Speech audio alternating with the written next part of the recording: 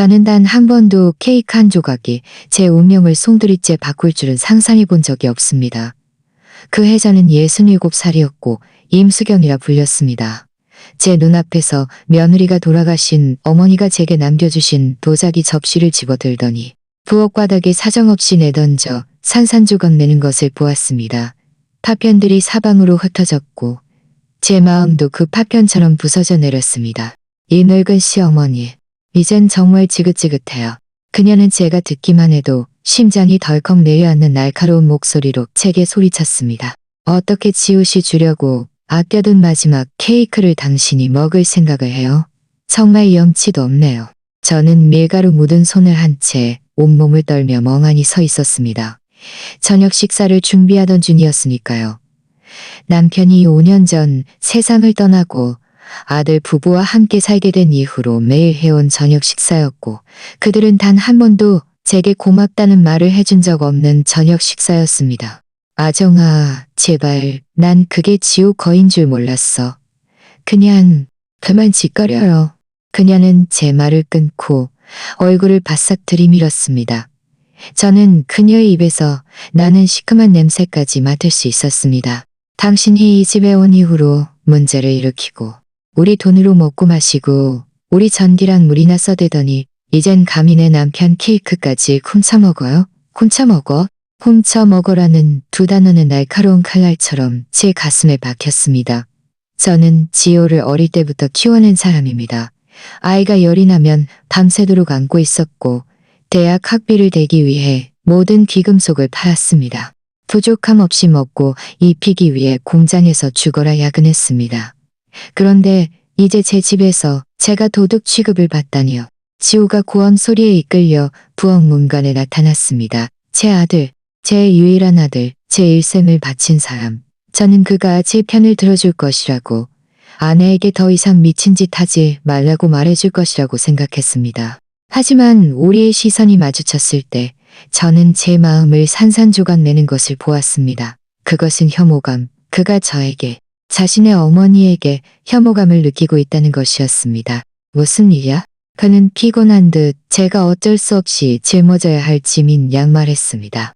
어머니가 당신 생일 케이크를 드셨어요. 아정은 그가 조종당할 때마다 늘 짓던 가식적인 미소를 지었습니다. 퇴근하고 먹으려고 일부러 남겨둔 건데. 지호는 한숨을 쉬며 얼굴을 문질렀습니다. 저희가 말씀드렸잖아요, 어머니. 냉장고에 있는 건 뭐든지 물어보고 드셔야 한다고요. 그 순간 하늘이 무너지는 듯 했습니다. 제 아들이 저를 하인 취급하는 그 여자 편을 들다니요. 저는 아정이 제가 위층 화장실을 썼다는 이유로, 거실 소파에 앉았다는 이유로, 심지어 허락 없이 TV를 켰다는 이유로 셀 수 없이 제게 고함치던 순간들을 떠올렸습니다.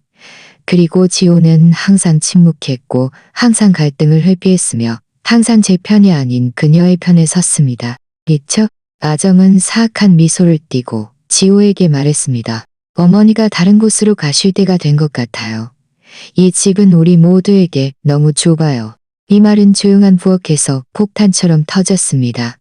지호는 아무 말 없이 바닥만 내려다보았습니다. 저는 이해했습니다.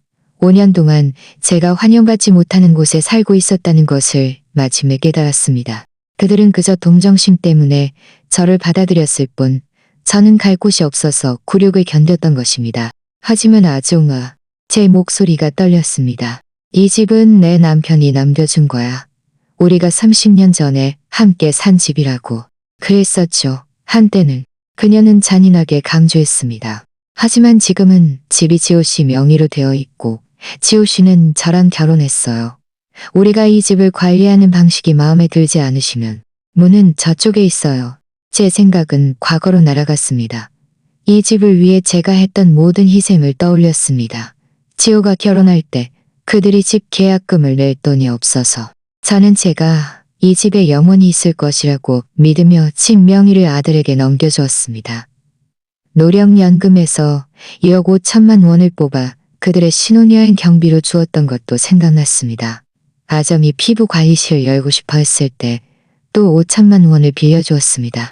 그 돈은 단 한 번도 돌려받지 못했습니다. 됐어. 지호의 목소리가 제 생각을 현실로 되돌렸습니다. 어쩌면 아정이 말이 맞을지도 몰라.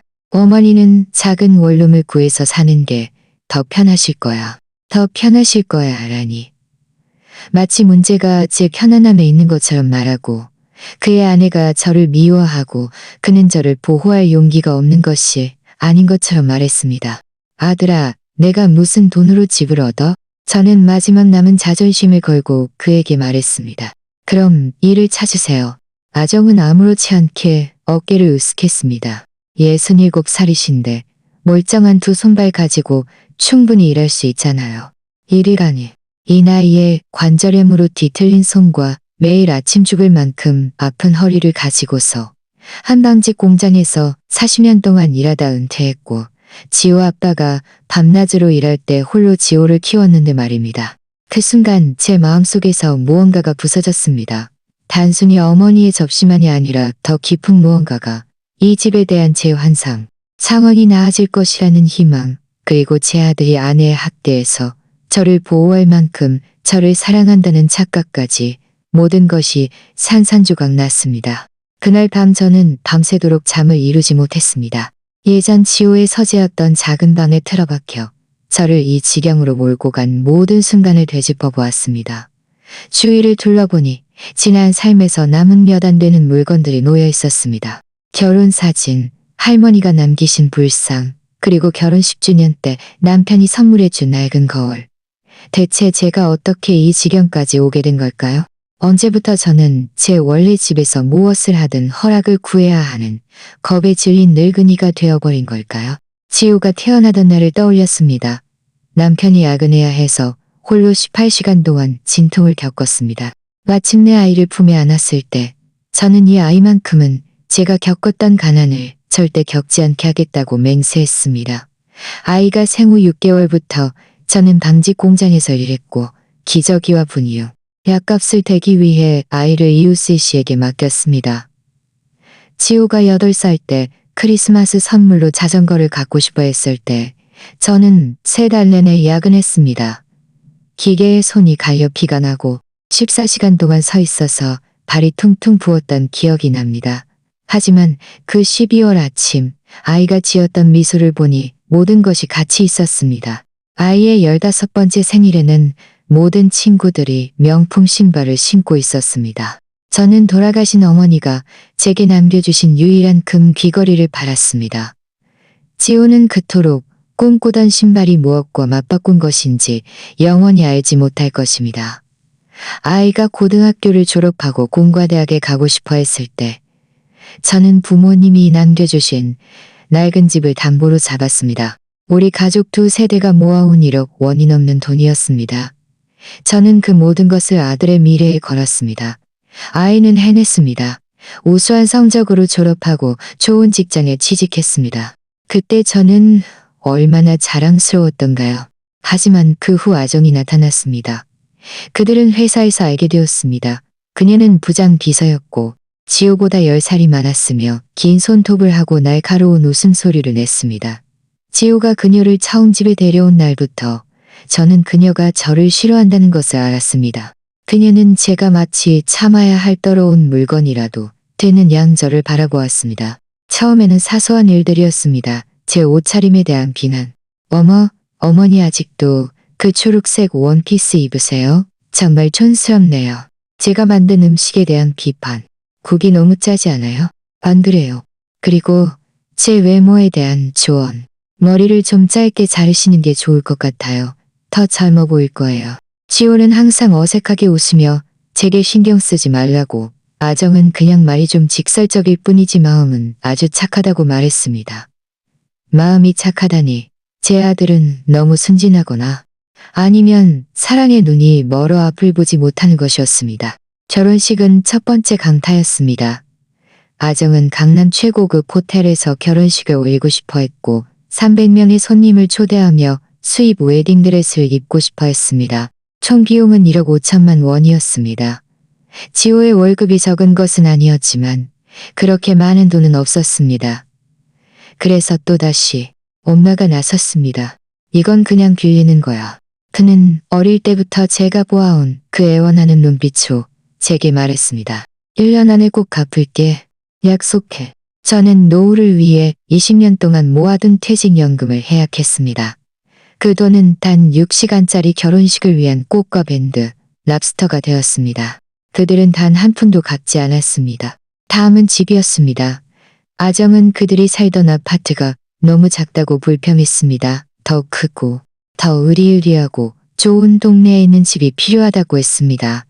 그들은 완벽한 집을 찾았고 가격은 1억억 원이 넘었습니다. 지호가 돈을 좀 모으긴 했지만 주택대출을 받으려면 계약금 1억 원이 부족했습니다. 엄마, 어느 날 오후 지호가 제게 말했습니다. 아정은 부엌에서 못 들은 척했습니다. 엄마랑 아빠가 살던 그 오래된 집 기억나? 그 동네가 요즘 집값이 많이 올랐대. 그 집을 팔아서 우리랑 같이 사는 건 어때? 그러면 가족이랑도 가깝고 우리 집 계약금도 도와줄 수 있잖아. 그 집은 제가 30년 동안 살았던 집이었습니다. 그곳에서 저는 지호를 키웠고 병든 남편을 돌보다 그가 세상을 떠났습니다. 그곳에는 제 모든 추억이 담겨 있었습니다. 저는 그 집을 팔아 그들에게 새집 계약금으로 1억 원을 주었고 남은 수천만 원은 미래의 생활비로 남겨두었습니다. 그 돈이 제 유일한 경제적 의지가 될 줄은 전혀 생각하지 못했습니다. 처음 함께 살기 시작했을 때는 그렇게 나쁘지 않았습니다. 지호는 하루 종일 일했고 아정은 친구들과 자주 나갔기 때문에 저는 대부분의 시간을 집에서 혼자 보냈습니다. 저는 요리하고 청소하며 집을 깔끔하게 정리했습니다. 제가 아직 쓸모있다고 느꼈습니다. 하지만 아정이 직장을 그만둔 후 모든 것이 변했습니다. 그녀는 전업주부가 되기로 결심했고 작은 사업을 하고 싶어 피부관리실을 열고 싶어 했습니다. 장비 인테리어에 또 5천만 원이 필요했습니다.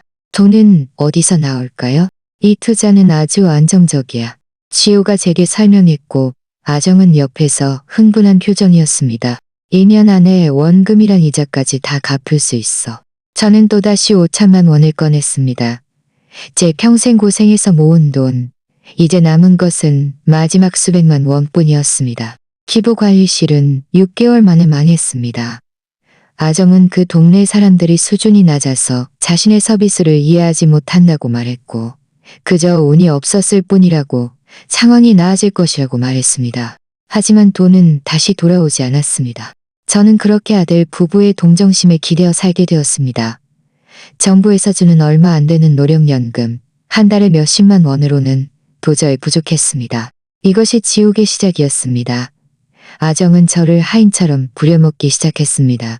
아침 5시에 일어나 아침 식사를 준비하고 설거지를 하고 빨래를 하고 위층부터 아래층까지 단독주택을 청소했습니다. 제가 항의하면 그녀는 제가 여기 공짜로 살고 있다는 것을 상기시켰습니다. 우리가 당신을 사랑하지 않는 건 아니잖아요? 그녀는 가식적인 미소를 지으며 말했습니다. 하지만 이해하셔야죠. 가족은 서로 돕고 사는 거잖아요. 서로 돕는다고요? 하지만 제가 모든 집안일을 하는데도 감사하다는 말 한마디 없었습니다. 모욕은 점점 더 심해졌습니다. 저는 안방 화장실을 사용할 수 없었습니다. 지호와 아정 전용이었으니까요. 샤워 시간은 그들이 일어나기 전인 아침 5시로 정해져 있었습니다. 밤 8시 이후에는 TV를 볼 수 없었습니다. 그들의 잠을 방해할까 봐요. 손님도 받을 수 없었습니다. 집이 호텔이 아니라고 했습니다. 제 오랜 이웃 수희 씨가 저를 찾아왔을 때 아정은 그녀에게 냉소적인 말을 퍼부어 다시는 오지 못하게 만들었습니다. 저는 완전히 고립되었습니다. 저를 원하지 않는 것이 분명한 두 사람의 눈치를 보며 살았습니다. 지호는 이 모든 것을 보고 있었지만 항상 변명거리가 있었습니다. 아정이가 스트레스가 많아서 그래요. 세 사람이 한 집에 사는 게 쉽지 않잖아요. 어머니가 좀 더 이해해줘야죠. 이해라니. 이 모든 것을 희생한 저에게 이해를 요구하다니요. 그리고 이제 이 지옥에서 5년을 버티고 마지막 남은 돈마저 탕진한 후 제 집에서 공짜 하인이 된 후 그들은 케이크 한 조각 때문에 저를 내쫓으려고 합니다. 다음 날 아침 아정은 제 방에 나타났습니다. 얼굴에는 비웃는 듯한 표정이 걸려 있었고 손에는 서류차를 들고 있었습니다. 아침 7시였지만 그녀는 이미 화려하게 차여입고 있었고 마치 이 순간을 오랫동안 계획해온 것 같았습니다. 좋은 아침이에요. 그녀는 무언가를 원할 때 짓는 가장된 목소리로 말했습니다. 잘 주무셨기를 바라요. 중요한 얘기가 있으니까요. 저는 잠옷 차림으로 침대에 앉아 있었습니다. 어젯밤 제 운명을 결정한 이 여자 앞에서 저는 너무나 작고 무력하게 느껴졌습니다. 지호는 문간에 서서 시선을 피했고 손에는 커피잔을 들고 마치 세상에서 가장 흥미로운 물건이라도 되는 양 바라보고 있었습니다. 이것 보세요. 아정한 방에 있는 유일한 의자를 끌어당겨 앉았습니다. 지호 씨랑 제가 어젯밤 내내 얘기했어요. 우리 모두에게 좋은 결정을 내렸어요. 우리 모두에게 좋은 결정이라니. 시어머니를 집에서 내쫓는 것을 정말 듣기 좋게 말하는군요. 우리는 당신에게 한 달의 시간을 줄 거예요. 이사 갈 곳을 찾을 수 있도록. 그녀는 마치 제게 엄청난 은혜를 베푸는 것처럼 선언했습니다. 한 달 내내요. 충분히 편안한 작은 원룸을 찾을 수 있을 거예요. 원룸을 찾으라고? 무슨 돈으로? 저는 묻고 싶었지만 참았습니다. 제 경제적 어려움은 그들의 고려 대상이 아니라는 것을 알고 있었으니까요. 선의를 위해 그녀는 서류처를 열었습니다. 저희가 이 서류들을 준비했어요. 이건 단지 법적인 형식일 뿐이에요. 이 집을 보호하기 위한 거죠. 그녀는 제게 서류를 건넸습니다.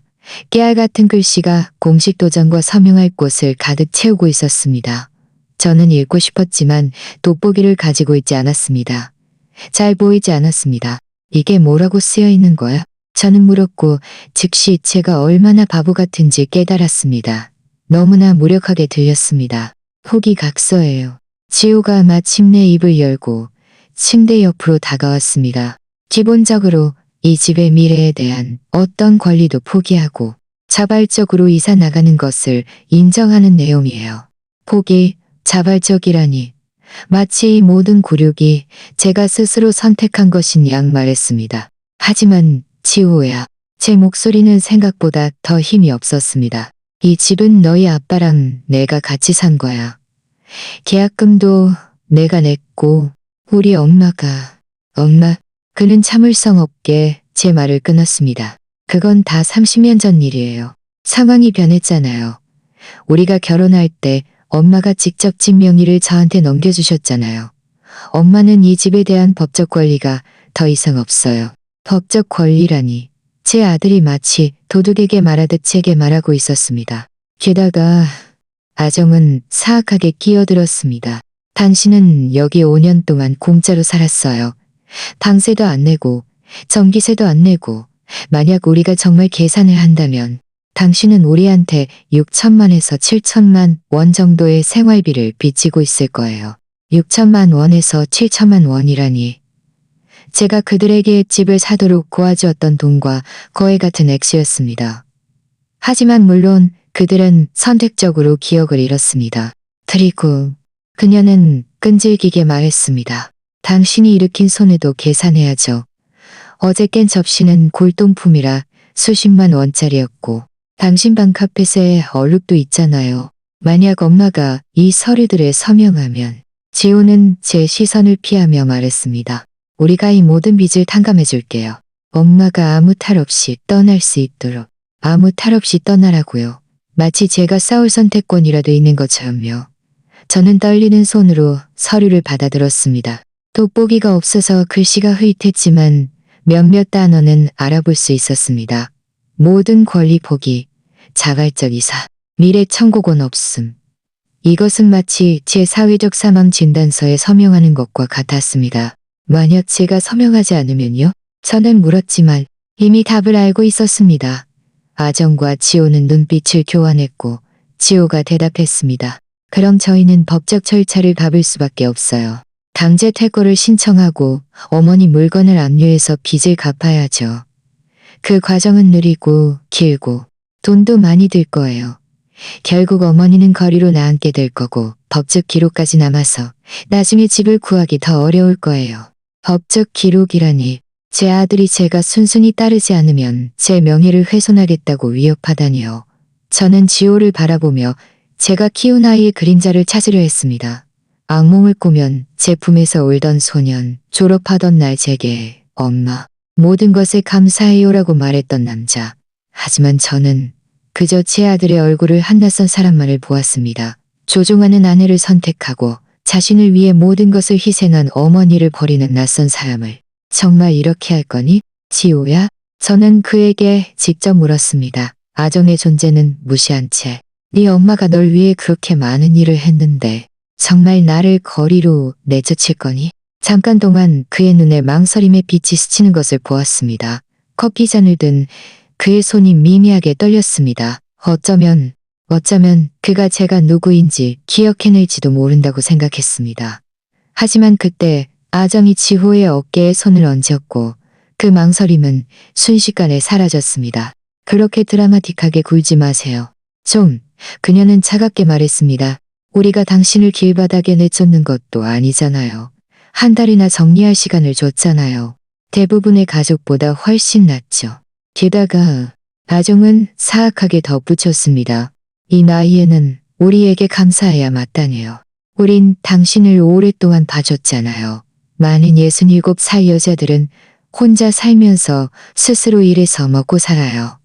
당신처럼 아들한테 의지하는 늙은 애가 아니라 늙은 애라니.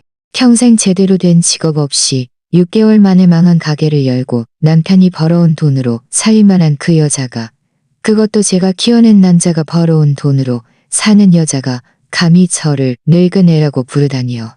그 순간 제 마음속에서 무언가가 끊어졌습니다. 분노도 슬픔도 아닌 더 깊고 해방적인 무언가가 제 모든 환상의 완전한 죽음이었습니다. 저는 마침내 제 아들이 더 이상 존재하지 않는다는 것을 받아들였습니다. 그 대신 그의 얼굴을 한 이기적인 남자가 있을 뿐이었습니다. 좋아. 저는 제 자신도 놀랄 만큼 평온한 어조로 말했습니다. 서명할게. 그들은 안도한 듯 보였습니다. 아정은 승리한 미소를 지었습니다. 그들 중 누구도 제 내면의 근본적인 무언가가 이미 변했다는 것을 알아채지 못했습니다. 저는 아정이 내민 펜을 받아들고 보지도 않고 제 이름 임수경이라는 제 본명을, 저를 제가 손수 읽어낸 가족으로부터 추방하는 이 서류들에 서명했습니다. 좋아요. 아정은 마치 브리핑을 마치듯 서류를 정리했습니다. 사본을 드릴게요. 한 달이라는 거 잊지 마세요. 다음 달 15일까지 이사 나가셔야 해요. 그들은 아무 일도 없었던 것처럼 제 방을 떠났고 저는 제 결정의 메아리 속에서 홀로 남겨졌습니다. 하지만 5년 만에 처음으로 저는 패배감을 느끼지 않았습니다. 저는 자유를 느꼈습니다. 이 가치 없는 사람들을 사랑해야 한다는 의무감에서 해방되었습니다. 제 존재 가치를 증명해야 한다는 필요성에서 해방되었습니다. 저를 제 친절함 속에 가두었던 희망에서 해방되었습니다. 저는 침대에서 일어나 아정이 가장 싫어하던 그 예쁜 초록색 원피스를 입고 집을 나섰습니다. 중요한 전화를 한 통 걸어야 했습니다. 저는 낡은 동네 길을 관광객처럼 걸었습니다. 몇 달 만에 처음으로 혼자 외출한 것이었습니다. 예전에는 항상 보고하고 설명하고 모든 행동을 합리화해야 했습니다.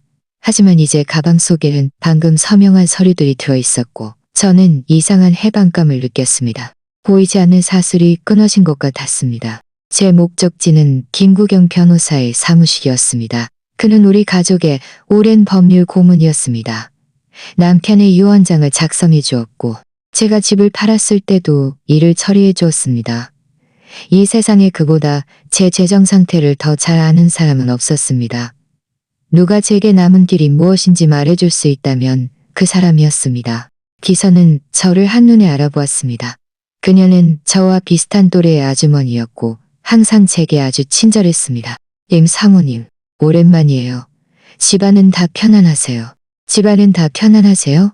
얼마나 아이러니하고 귀에 거슬리는 인사말인가요? 아주 잘 지내요, 김 비서님. 고마워요. 김 변호사님 계세요? 할 얘기가 있어서요. 그럼요, 들어오세요. 변호사님은 항상 임 사모님께 시간을 내주세요. 김 변호사는 50살이 넘었고 백발의 인자한 눈빛을 가지고 있었습니다. 그는 젊었을 때부터 제 남편의 친구였고 저를 항상 자기 가족처럼 대해 주었습니다. 제가 사무실로 들어서자 그는 제 표정을 보자마자 웃음을 거두었습니다. 수경 씨, 무슨 일이에요? 평소와 달라 보이네요. 저는 그의 책상 앞의자에 앉아 아침에 서명한 서류를 꺼내 아무 말 없이 그에게 건넸습니다. 김 변호사는 전문가의 눈으로 서류를 살폈고 미간은 점점 더 찌푸려졌습니다. 다 읽은 후 그는 고개를 들어 저를 바라보았고 그의 눈에는 놀라움과 걱정이 뒤섞여 있었습니다. 수경 씨, 이 서류에 서명했어요? 오늘 아침에 지호란 아정이가 이게 필요하다고 했어요. 편의를 위해서라고. 무슨 편의요?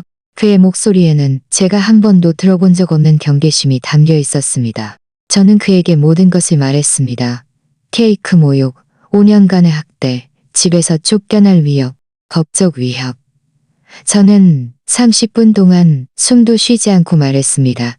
마치 5년 동안 마음속에 담아두었던 고통을 고백하듯이요.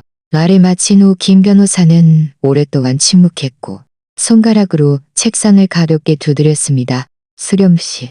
그가 마침내 입을 열었습니다. 이 서류들은 법적으로 제한과 다름없어요.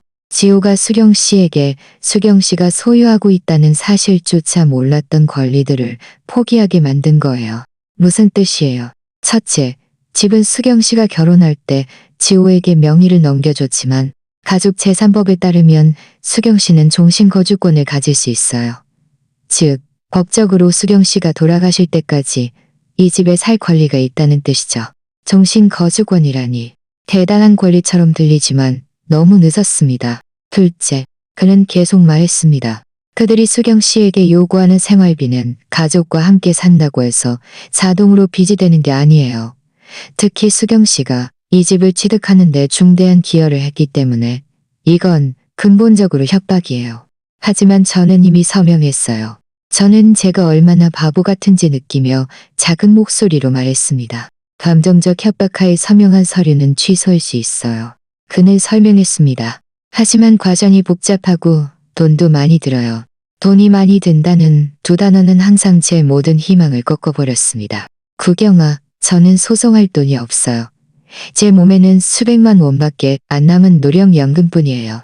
알아요, 수경 씨. 제가 누구보다 수경 씨 상황을 잘 알죠. 그는 다시 침묵하며 창밖을 내다보았고 마치 중대한 결정을 내리는 듯했습니다. 그러더니 서랍을 열어 제 이름이 적힌 두툼한 서류철을 꺼냈습니다. 수경 씨, 제가 수경 씨에게 꼭 말해줘야 할 게 있어요. 이건 사흘 전에 도착한 건데 제가 막 수경 씨에게 전화하려고 했어요. 마침 잘 오셨네요. 그는 서류철을 열어 몇 장의 공식 서류를 꺼냈습니다. 수경 씨의 형제인 아영 씨가 돌아가셨어요. 이 말은 제 머리 위로 찬물을 끼얹는 것 같았습니다. 아영 오빠라니 저보다 5살 많은 오빠였습니다. 10여 년 전 시시한 가족 싸움 이후로 우리는 연락이 끊겼습니다. 오빠는 미국으로 가서 정착했고 사업을 잘한다는 것은 알고 있었지만 아버지가 돌아가신 후로는 한마디도 하지 않았습니다. 언제? 제 목소리가 떨렸습니다. 한 달 전 미국 텍사스 자택에서 심근경색으로 세상을 떠났어요. 아이는 없고 아내도 2년 전에 암으로 세상을 떠났고요. 한 달 전이라니 제 오빠가 한 달 전에 죽었는데 저는 몰랐다니요.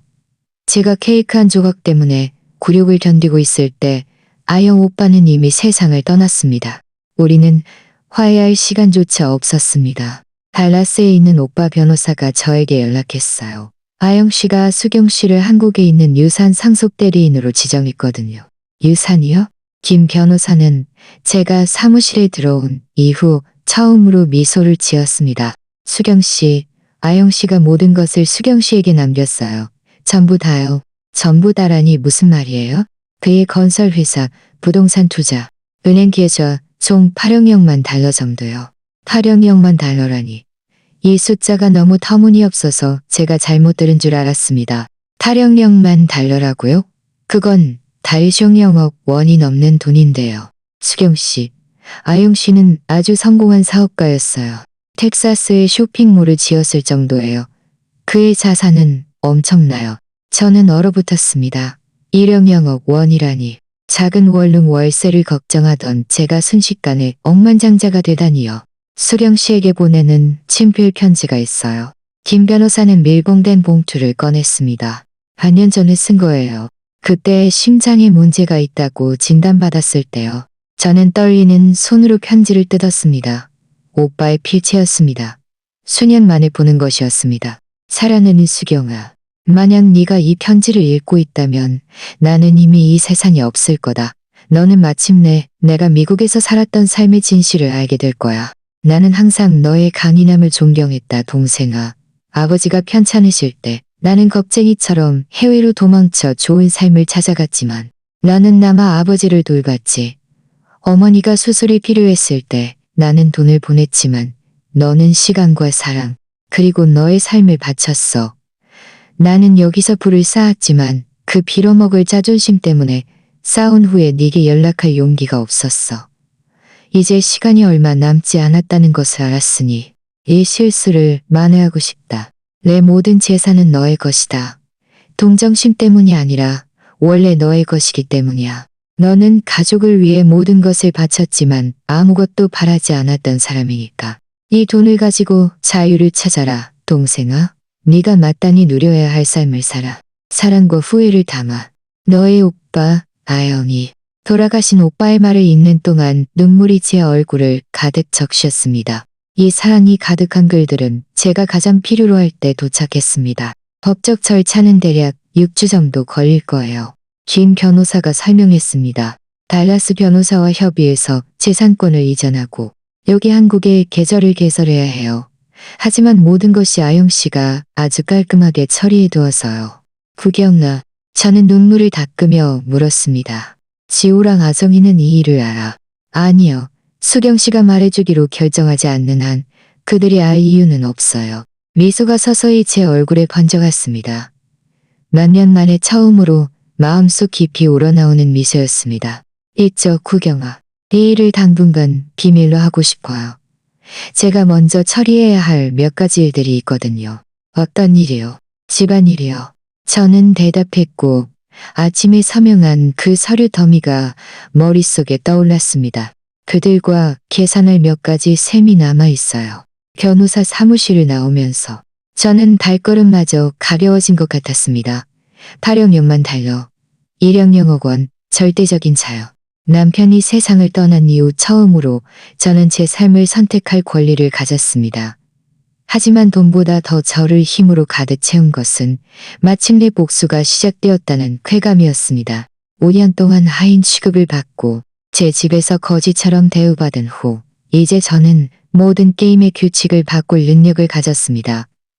저는 이미 제 것이 아닌 그 집으로 돌아갔고 얼굴에는 지울 수 없는 미소가 걸려 있었습니다. 지호와 아정은 자신들을 기다리고 있는 것이 무엇인지 전혀 몰랐습니다.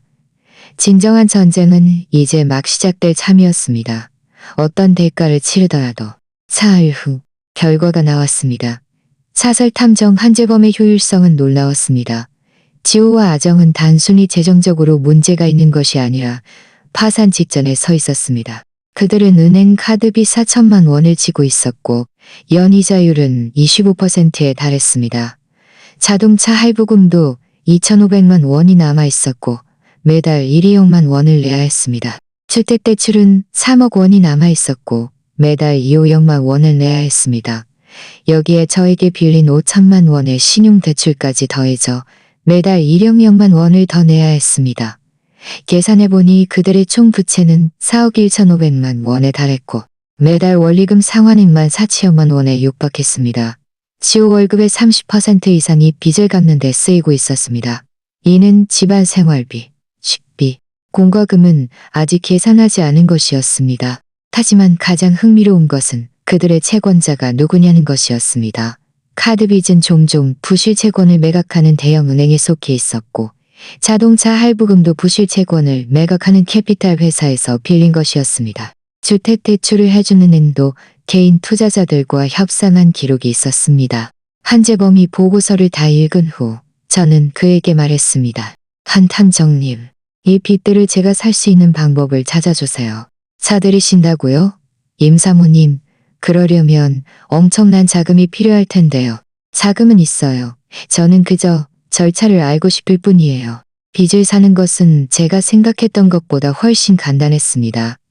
은행과 캐피탈 회사는 연체되거나 위험도가 높은 채무를 전문 주식회사에 목겁하는 경우가 많습니다. 보통 사용 50% 할인된 가격에 살 수 있습니다. 채널만 있고 돈만 있다면 누구든지 다른 사람의 채권자가 될 수 있었습니다. 절차는 대략 2주에서 4주 정도 걸릴 거예요. 김 변호사가 추천해준 한 투자 전문가가 제게 설명했습니다. 하지만 사모님께서 현재 가지고 계신 자금으로는 대략 2억 원 정도면 이 모든 채무를 사들일 수 있을 거예요. 2억 원이라니. 2억 원이면 제가 지우와 아정의 모든 채무에 대한 합법적인 소유자가 될 수 있다니. 2억 원이면 제가 그들에게 할부로 갚게 할지 아니면 일시불로 모든 빚을 갚으라고 요구할지 결정할 수 있는 권한을 가질 수 있었습니다. 그렇게 하세요. 저는 망설임 없이 명령했습니다. 정의의 톱니바퀴가 어둠 속에서 돌아가기 시작하는 동안 저는 집에서 계속 감사하는 어머니 역할을 연기했습니다. 저는 요리하고 청소했으며 그들과 이야기할 때 항상 미소를 지었습니다. 지우와 아정은 제가 곧 이사 나갈 것이라는 사실에 기뻐하며 저에게도 더 친절하게 대했습니다. 엄마, 이사 가시면 저희에게 밥 해주시던 날들이 그리우실 거예요. 그렇죠? 저녁 식사 때 아정이 가식적으로 물었습니다. 그럼 당연히 그립지. 저는 진심으로 대답했습니다. 하지만 제가 없어도 너희들은 분명 잘 지낼 거야. 그럼요. 지우 씨도 마음 먹으면 요리 엄청 잘하잖아요. 그렇죠. 여보? 지우는 입에 음식을 가득 문 채 고개를 끄덕였습니다. 2주 후면 그가 매끼 직접 요리해야 할 것이라는 사실은 전혀 상상하지 못한 채 말입니다. 그들은 더 이상 가사 도우미를 고용할 여유가 없을 테니까요. 그리고 엄마는 이제 새 집으로 가실 거잖아요. 아정은 계속 말했습니다. 독립적이고 자유롭게 가족과 함께 살지 않아도 되니 얼마나 좋아요. 독립적이고 자유롭다고요. 제가 얼마나 더 자유로워질지 그녀가 알았더라면 좋았을 텐데요. 그날 밤 잠자리에 들기 전 저는 휴대폰을 확인했습니다. 김 변호사에게 메시지가 와 있었습니다. 해결되었습니다. 추심 회사가 제안을 수락했습니다. 일주일 후면 사모님께서 그들의 모든 채무에 대한 합법적인 채권자가 되실 겁니다. 일주일이라니. 저는 단 일주일만 더 연기하면 됩니다. 그리고 나서 저는 제 진짜 정체를 드러낼 수 있을 것입니다. 더 이상 순종적이고 감사할 줄 아는 임수경이 아니라 완전히 새로운 임수경. 억만장자 채권자, 절대적인 권력을 가진 사람, 그들에게 집에서 쫓겨나는 것이 무엇인지 가르쳐줄 사람. 이날은 예상보다 빨리 찾아왔습니다. 일주일 후 김 변호사가 아침 일찍 전화해서 제가 오랫동안 기다리던 소식을 알려주었습니다. 수경 씨, 완료되었습니다. 수경 씨는 공식적으로 지우와 아정의 모든 채무를 소유하게 되었습니다. 4억 1,500만 원의 빚. 이제 그들은 수경 씨에게 직접 빚을 지게 된 겁니다. 전화를 끊고 저는 침대에 앉아 이 모든 것의 무게를 소화했습니다. 단 일주일 만에 저는 집에서 쫓겨날 위기에 처한 노인에서 저를 쫓아내려던 사람들의 가장 큰 채권자가 되었습니다. 지호와 아정은 큰 재앙이 닥칠 것이라는 것을 전혀 몰랐습니다. 그날 아침 식사 때 저는 평소와 똑같이 행동했습니다. 커피를 따르고 스크램블 에그를 만들고 날씨와 오늘의 계획에 대해 이야기했습니다. 엄마, 지호가 출근 준비를 할 때 물었습니다. 언제 정식으로 이사하실지 결정하셨어요? 고지야, 아들아, 마지막 수리가 끝나는 것을 기다리고 있어. 정말 기대되네요. 아정이 가식적으로 흥분해서 소리쳤습니다. 새로운 삶이 시작될 거예요. 제 새로운 삶이요. 그녀가 진실을 알면 어떻게 될까요? 지호가 출근하고 아정이 방으로 들어가 한국 드라마를 보는 동안 저는 김 변호사 사무실로 가서 제가 새로운 채권자임을 증명하는 모든 공식 서류를 받아왔습니다. 계약서들이 여기 다 있어요. 그는 제게 두꺼운 서리철을 건넸습니다. 신용카드, 자동차 할부금, 그 5천만 원 신용대출. 그리고 가장 중요한 것은 그들이 채무를 불이행할 경우 즉시 주택대출 상환을 요구할 권리가 사모님께 있다는 거예요. 구체적으로 어떻게 작동하는 건데요? 아주 간단해요. 만약 지호와 아정이 어떤 대출금이든 30일 이상 연체하면 사모님은 주채권자로서 가속 조항을 행사할 수 있어요. 즉, 모든 채무를 즉시 상환하라고 요구할 수 있는 거죠. 만약 그들이 갚지 못하면 사모님은 압류하고 경매에 붙일 수 있어요. 압류라니. 이 두 단어는 정말 듣기 좋게 들렸습니다. 그럼 그들이 언제쯤 문제가 생기기 시작할까요? 김 변호사는 서류를 뒤적이며 웃었습니다. 제 계산으로는 현재 그들의 지출과 엄마에게 돈을 빌리기 위해 받은 새로운 대출까지 합하면 길어야 2달 안에 돈을 갚지 못하기 시작할 거예요. 2달이라니.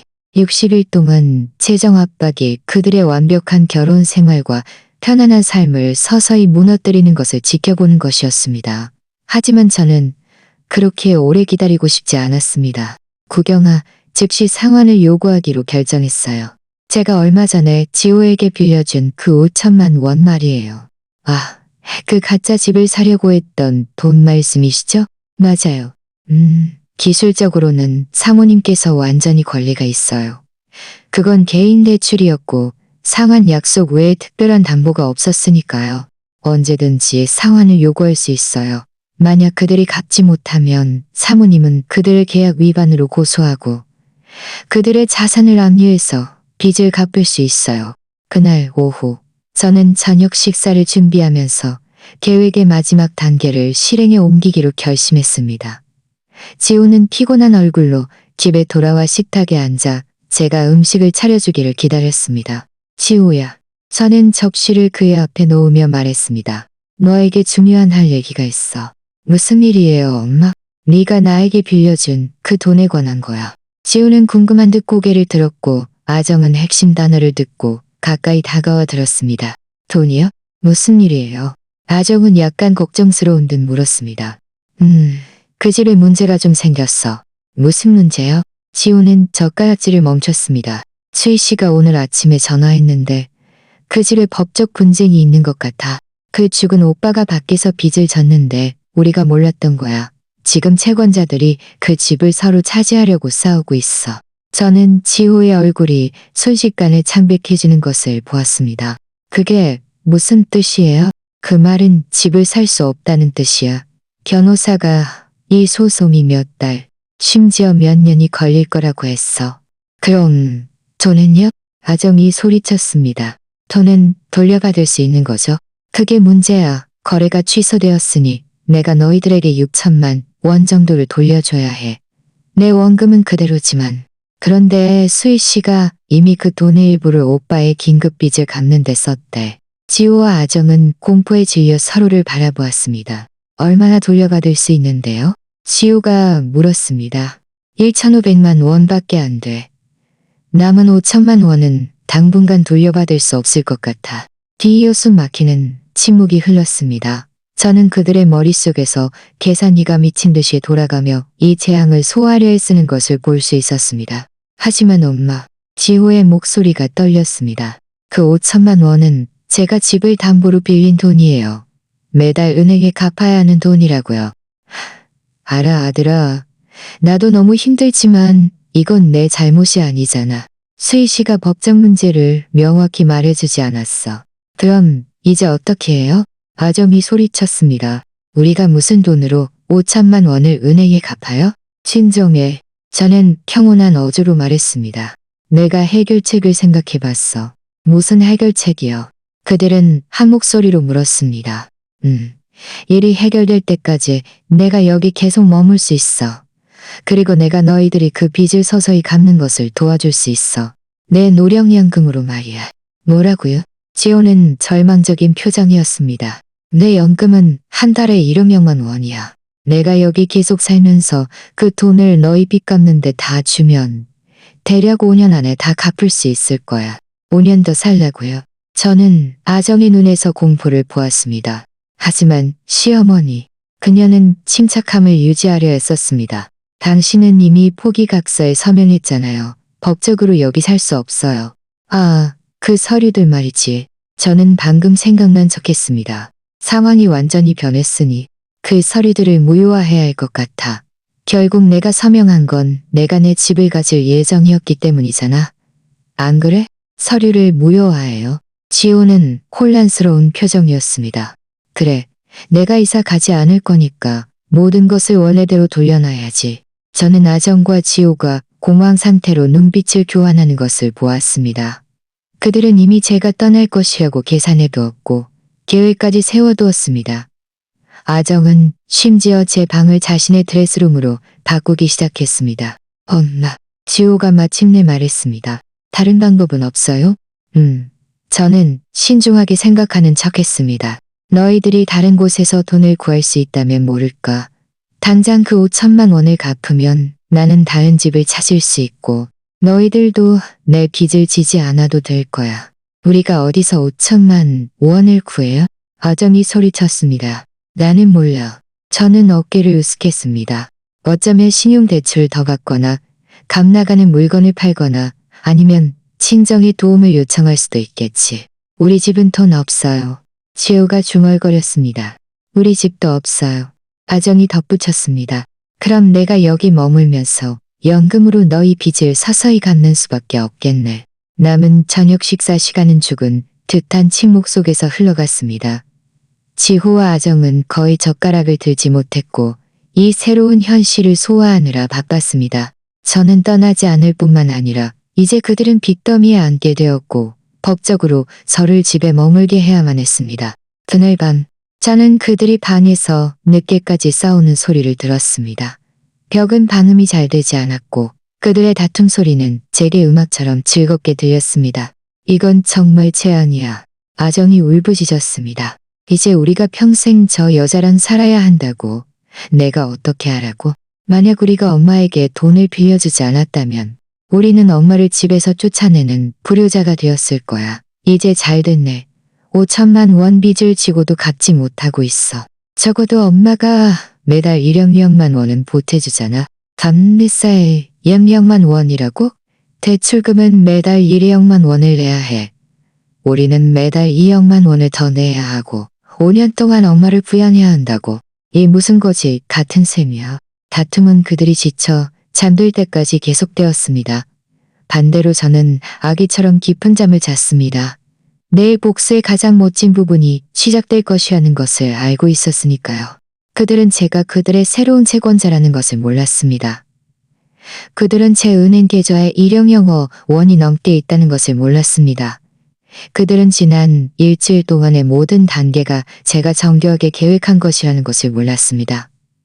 그들은 앞으로 며칠 동안 그들을 기다리고 있는 것이 무엇인지 전혀 몰랐을 것입니다. 다음 며칠은 마치 한 편의 연극 같았습니다. 저는 결말을 아는 유일한 사람이었습니다. 지호와 아정은 정상적인 척하려고 했었지만 집안 분위기는 끊어지기 직전의 팽팽한 실 같았습니다. 그들의 말은 신경질적인 애원처럼 변했고 눈에는 불안감이 가득했습니다. 그리고 5년 만에 처음으로 그들은 저에게 우스꽝스러울 정도로 친절했습니다. 엄마, 밥 차려드릴까요? 아침 식사 때 아정이 물었습니다. 예전에는 제가 좋은 그릇 하나만 써도 그녀는 저를 꾸짖었습니다. 엄마, 방에서 편안하게 주무셨어요? 지호가 제게 물었습니다. 예전에는 그가 저를 기생충처럼 느끼게 했습니다. 저는 그들의 불안한 모든 순간을 즐겼지만 여전히 감사하고 재정 상태를 걱정하는 어머니 역할을 계속 연기했습니다. 저 때문에 걱정 마. 저는 자애로운 어머니의 미소를 지으며 말했습니다. 중요한 건 우리 가족 모두가 함께 어려움을 헤쳐나가는 거야. 가족이라는 세 단어는 이제 제 입안에서 완전히 다른 맛이 났습니다. 그 주 수요일, 저는 진행을 가속화하기로 결정했습니다. 저는 방에서 김 변호사에게 전화해서 마지막 지시를 내렸습니다. 이제 그물을 걷어낼 때예요. 저는 간단히 말했습니다. 모든 채무요. 그들에게 채무가 새로운 채권자에게 이전되었음을 공식적으로 통보하고 즉시 상환을 요구하세요. 수경 씨, 정말 확실해요. 일단 그렇게 하면 더 이상 순진한 척할 수 없어요. 구경아, 저는 5년 전에 이미 순진함을 잃었어요. 제가 지금 원하는 것은 권력이에요. 그날 오후, 지우는 출근해 있었고 아정은 드라마를 보고 있었습니다. 첫 번째 택배원이 왔습니다.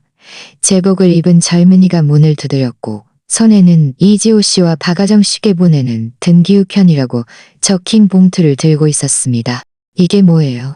아정은 의심스러운 듯 편지를 받았습니다. 법률 통지서요? 너무 귀찮네요. 아정은 서명하고 문을 닫은 후 폭탄을 보는 것처럼 편지를 바라보았습니다. 그녀는 거실에 몇 분 동안 서서 감히 열지 못했습니다. 무슨 일이야, 아정아? 저는 걱정하는 척 물었습니다. 모르겠어요. 법률 서류인 것 같은데 지호 씨 돌아올 때까지 기다려야겠어요. 30분 후 두 번째 택배원이 왔고 또 다른 등기 우편이 도착했습니다. 이어서 세 번째 택배원이 왔습니다. 지호가 저녁 6시에 퇴근해서 돌아왔을 때 식탁 위에는 이미 4통의 등기 우편이 그를 기다리고 있었습니다. 이게 다 뭐야?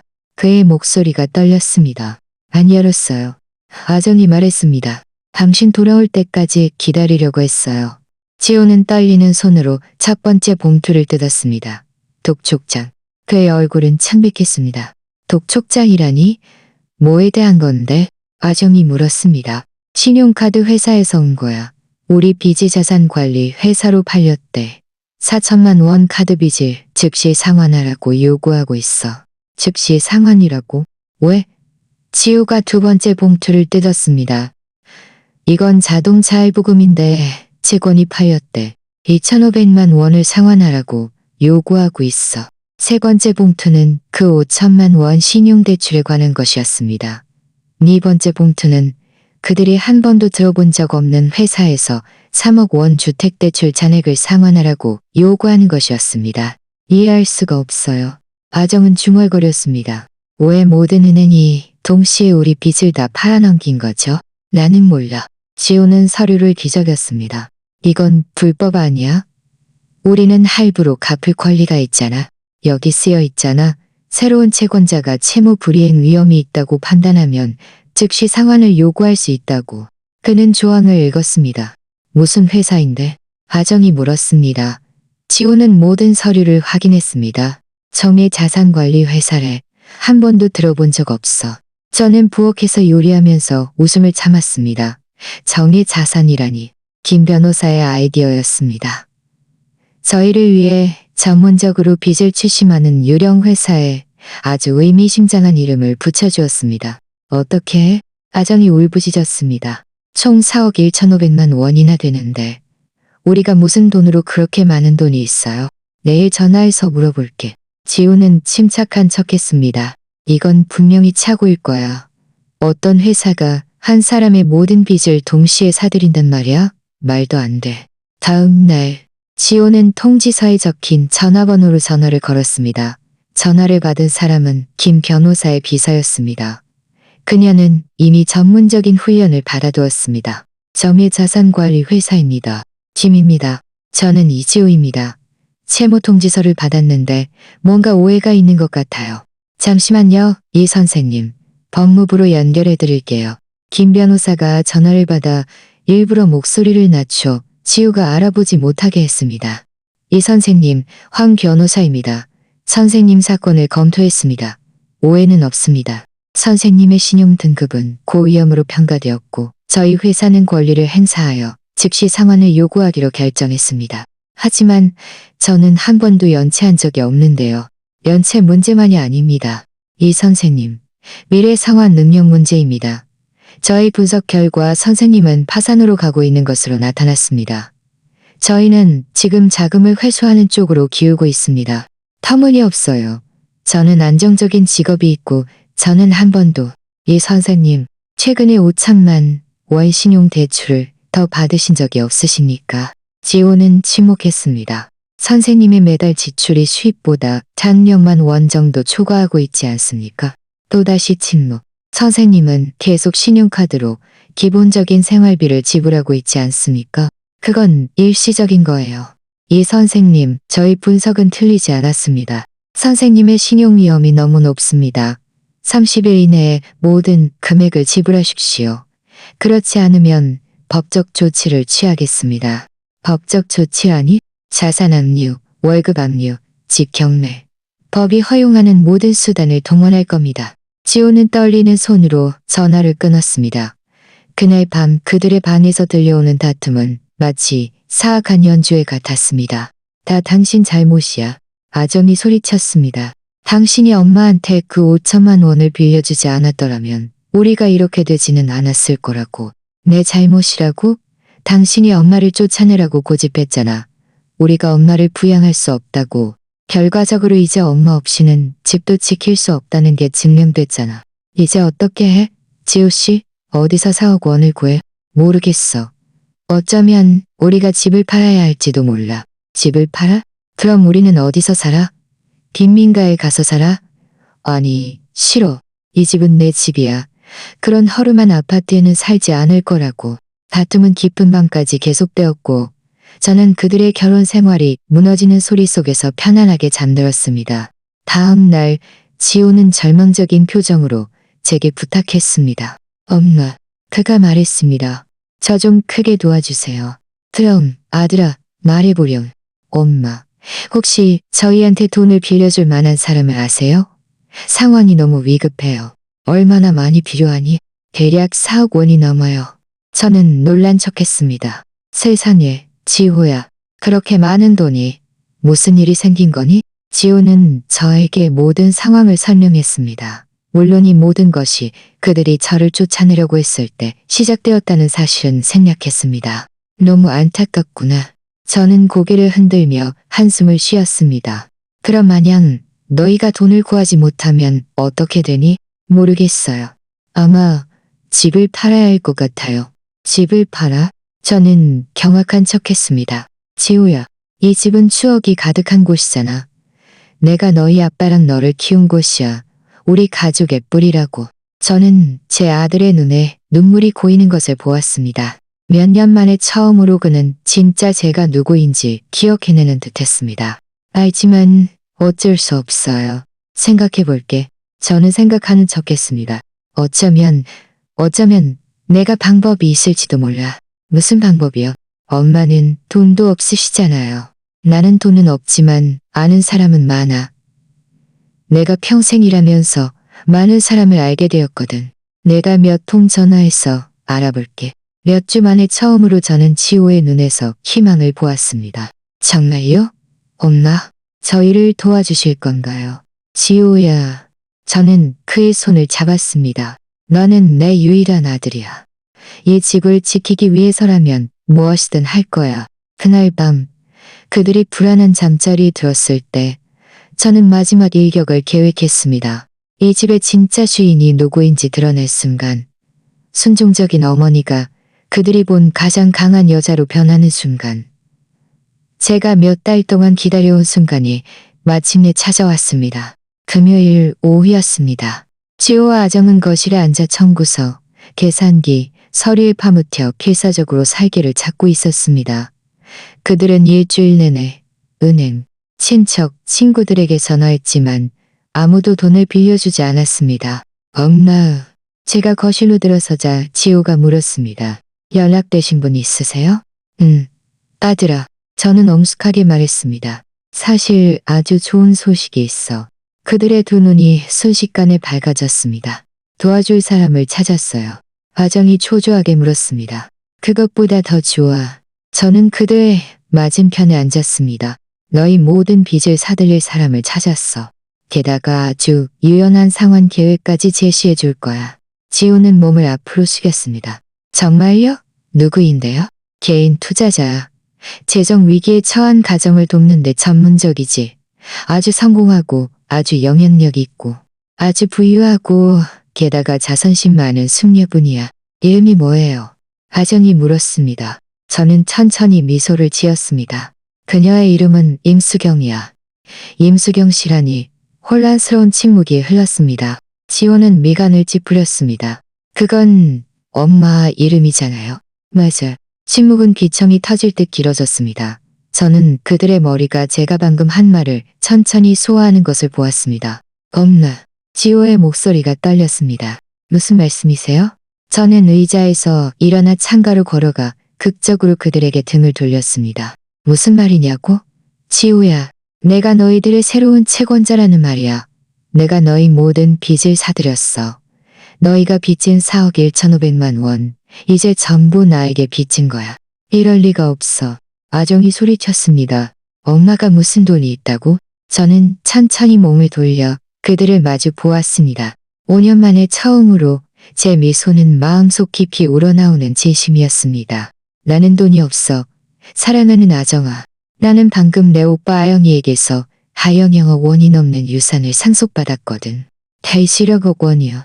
지호는 기절할 것 같은 표정이었습니다. 단어로 환산하면 8억여만 달러야. 내 오빠가 2달 전에 돌아가셨는데 모든 재산을 나에게 남겼어. 텍사스에 있는 그의 건설회사, 그의 부동산. 아정은 비틀거리며 소파에서 일어섰습니다. 미쳤어. 그럴 리가 없어. 저는 가방에서 공식 유산 서류를 꺼내 테이블 위에 던졌습니다. 서류는 여기 다 있어. 달라스와 한국 변호사들이 모두 서명했어. 한 푼 한 푼 다 증빙이 되고 완전히 합법적이야. 지호는 떨리는 손으로 서류를 집어들고 읽기 시작했습니다.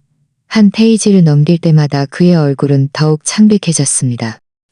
이건 여기 쓰여 있네요.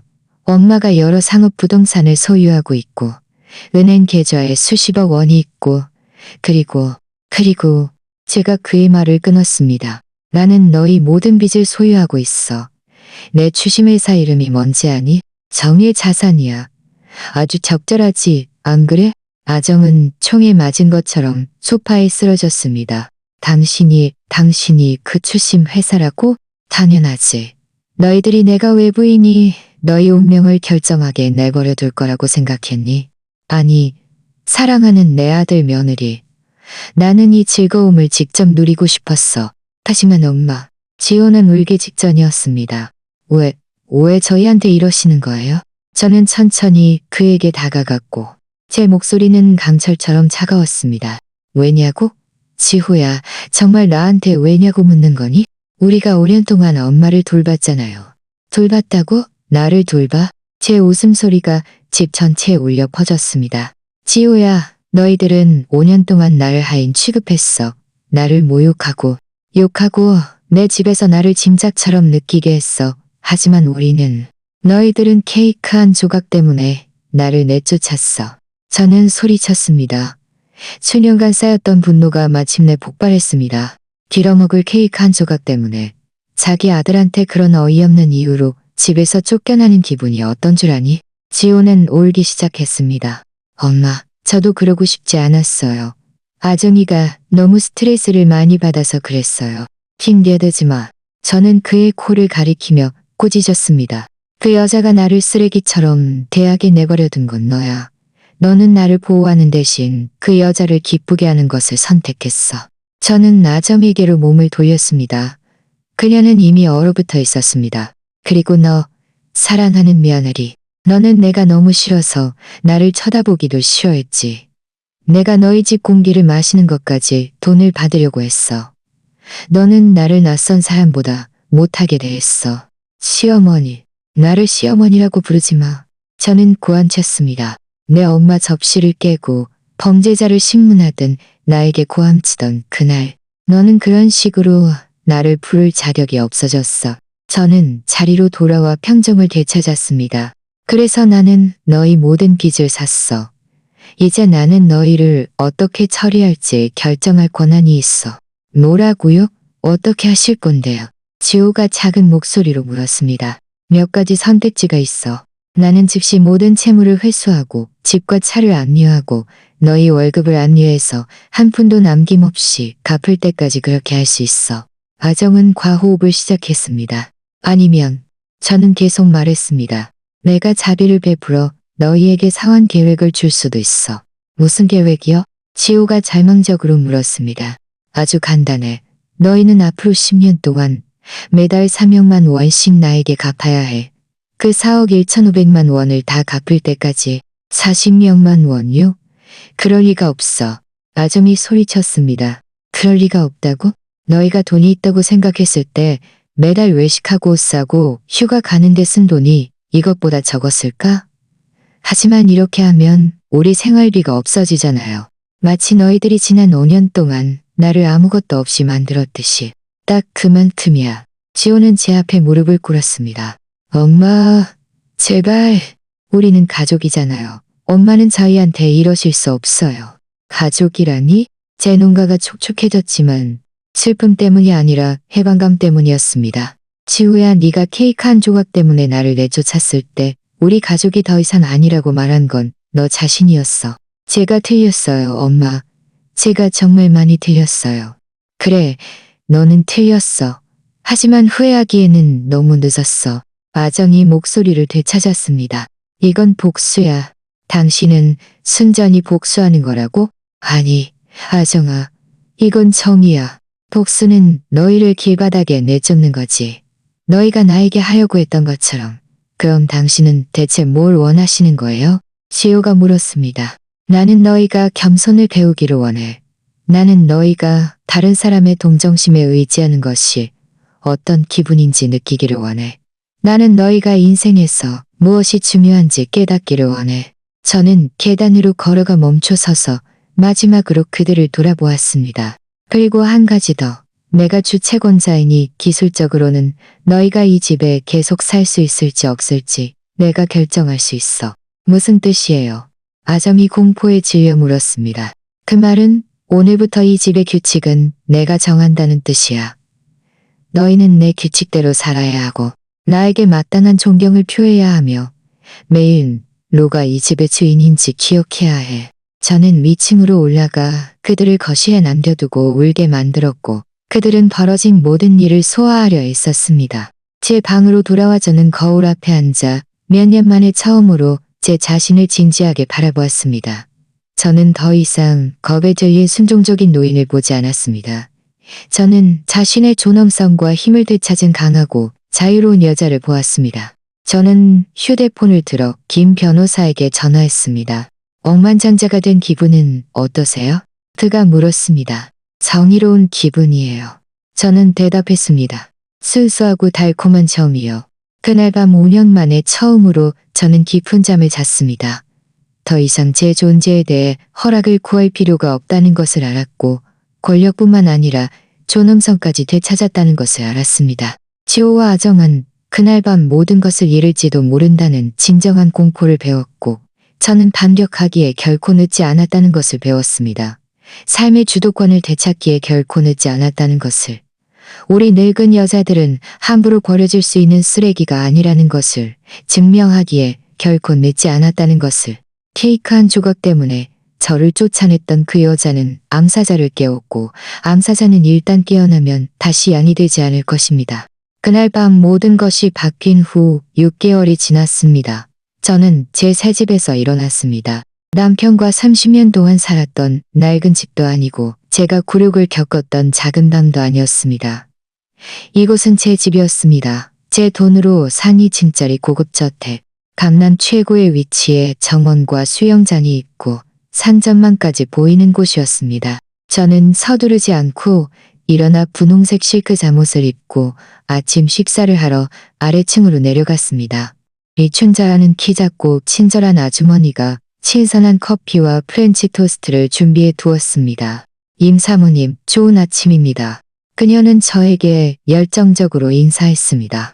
밤새 잘 주무셨습니까? 아주 잘 잤어, 춘자 씨. 평소처럼. 아침 식사를 하면서 저는 우편물을 훑어보았습니다. 제가 설립한 새자선 단체에서 온 감사 편지가 몇 통 있었습니다. 하나는 소외된 노년 여성들을 돕고 하나는 주거가 필요한 한부모 가정을 돕고 또 하나는 가정폭력 피해자들을 돕는 곳이었습니다.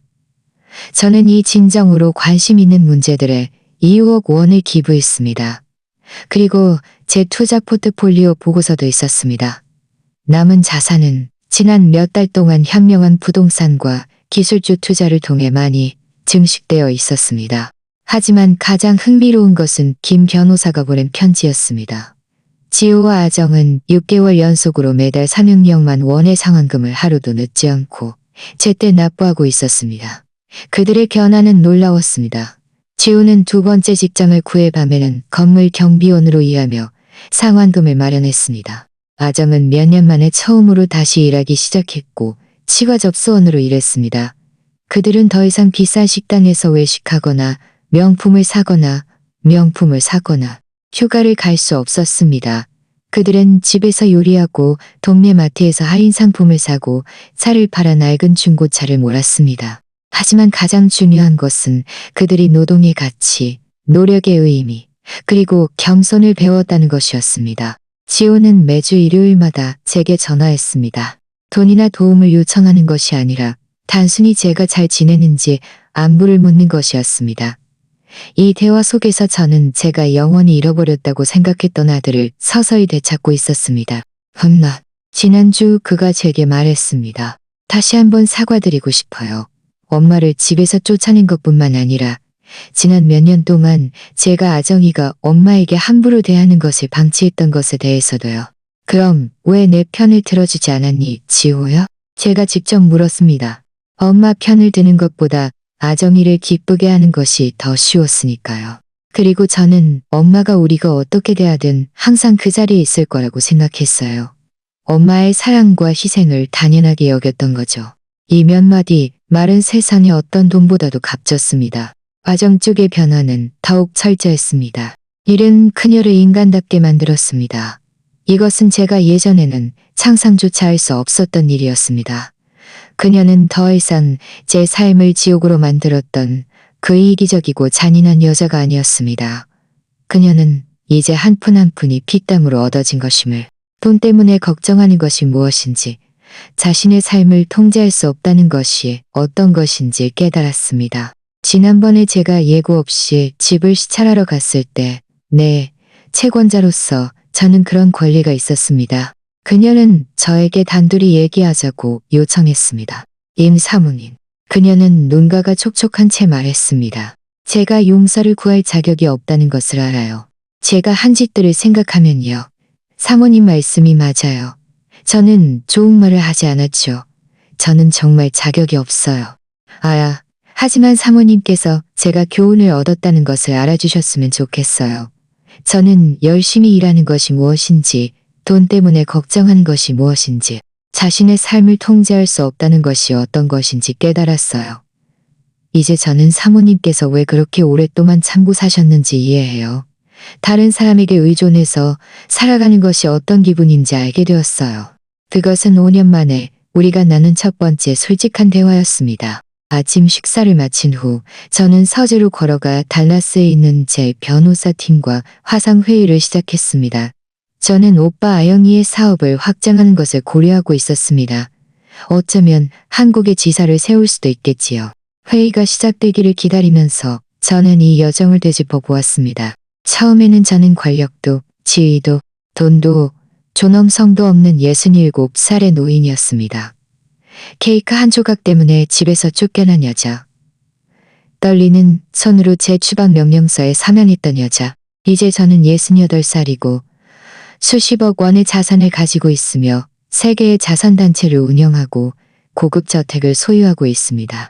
그리고 가장 중요한 것은 저는 가족의 존경을 되찾았다는 것입니다. 그것은 복수가 아니었습니다. 아정이 울부짖었던 것처럼 그것은 정의였습니다. 그들에게 행동에는 결과가 따른다는 것을 가르쳐주는 것. 권력은 이전될 수 있다는 것을. 우리 늙은 여자들은 보이지 않는 존재도 다 쓰고 버려지는 쓰레기도 아니라는 것을. 제 전화가 울렸습니다. 지호였습니다. 엄마, 이번 주 일요일 점심에 시간 괜찮으세요? 왜? 저희가 엄마에게 밥을 대접하고 싶어서요. 아정이가 요리할 거예요. 거창한 건 아니고 그냥 집밥이에요. 예전처럼요. 예전처럼. 하지만 이번에는 다를 것입니다. 이번에는 제가 상석에 앉을 것이고 하인이 아니라 손님으로서. 이번에는 그들이 저를 섬길 것이고 제가 그들을 섬기는 것이 아닐 것입니다. 그래, 지호야. 아주 기쁘게. 정말요? 정말요? 하지만 조건이 하나 있어. 무슨 조건이요? 너는 나에게 다시는 불경하게 굴거나 다른 사람이 나에게 불경하게 구는 것을 허용하지 않겠다고 약속해야 해. 2번, 다시 기회는 없어. 맹세해요. 진심으로 맹세해요. 저는 웃으며 전화를 끊었습니다. 화상회의가 시작되었습니다. 다음 1시간 동안 우리는 사업 확장, 부동산 투자, 그리고 재정 전략에 대해 논의했습니다. 이 모든 말은 6개월 전만 해도 제가 평생 해본 적 없는 말들이었습니다. 회의가 끝난 후 저는 정원으로 걸어갔습니다. 지난달에 심은 장미들이 활짝 피어 있었습니다. 아름답고 강하며 생명력이 넘쳤습니다. 마치 저처럼요. 저는 제가 가장 좋아하는 의자에 앉아 눈을 감고 햇살이 얼굴에 쏟아지는 것을 느꼈습니다. 수십 년 만에 처음으로 저는 미래가 두렵지 않았습니다. 저는 허락을 구할 필요가 없었고 누구에게도 제 존재의 이유를 증명할 필요가 없었습니다. 저는 자유로웠습니다. 관대하거나 엄격한 것을 선택할 자요. 용서하거나 거리를 유지할 자요. 제 힘을 마음껏 사용할 자요. 저는 가장 근본적인 한 가지를 배웠습니다. 존경은 구걸하는 것이 아니라 얻는 것입니다. 존엄성은 다른 사람이 주는 것이 아니라 스스로 지켜내는 것입니다. 그리고 삶의 주도권을 되찾기에 결코 늦지 않았다는 것을 그날 밤 제가 자선단체의 재무 보고서를 검토하고 있을 때 예상치 못한 전화가 걸려왔습니다. 아정이 눈치를 줘서 더 이상 저를 찾아오지 못했던 오랜 이웃 수이씨였습니다. 수경아, 네가 지금 잘 나간다고 들었어. 정말 기쁘다. 하늘도 무심하지 않으시지. 고마워, 수희야. 인생은 참 신기해. 풍수지리도 돌고 도나봐. 안 그래? 있지 수경아. 네 이야기를 책으로 써야 해. 분명 너와 같은 많은 여자들에게 용기를 줄 수 있을 거야. 책으로 쓴다니 흥미로운 생각이었습니다. 어쩌면 쓸지도 몰라 수희야. 그럼 책 제목은 뭐라고 할 거야? 제목? 내 운명을 바꾼 그 케이크 한 조각. 우리는 함께 크게 웃었습니다. 웃음 속에는 행복과 자유, 그리고 정의가 때때로 정말로 찾아온다는 깊은 만족감이 담겨 있었습니다. 석양이 제 정원에 쏟아져 하늘을 금빛으로 물들였습니다. 새로운 하루가 끝났고 굴욕의 제 속에서 새로운 여자가 탄생했습니다. 내일은 또 다른 새로운 날입니다. 저는 제 규칙과 제 힘으로 제 자신의 삶의 이야기를 계속 써나갈 것입니다.